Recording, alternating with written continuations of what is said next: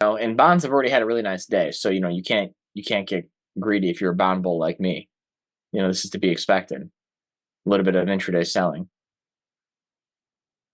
Okay, but yeah, for when it comes to stocks, Dow, yeah, I think we're forming the high here in stocks. How about the Russell? The Russell looks the worst.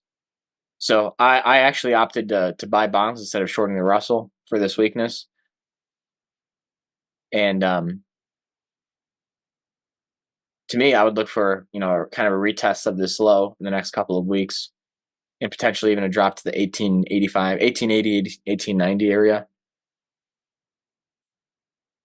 So, what are my thoughts on Meta and Apple earnings? Are they today? I think they are. Yes, today after market. Well, I mean, these stocks are a little extended. They're due for a pause. So I don't think we'll get a big gap down type of event.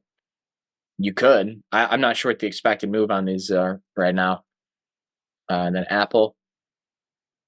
Apple might surprise to the upside because it's already been down, or just continue range bound. I mean, I don't really have much expectations on Meta and Apple, aside from them eventually continuing their bull run to new all time highs. That is my expectation. But near term, there was was it probably like 100 years ago,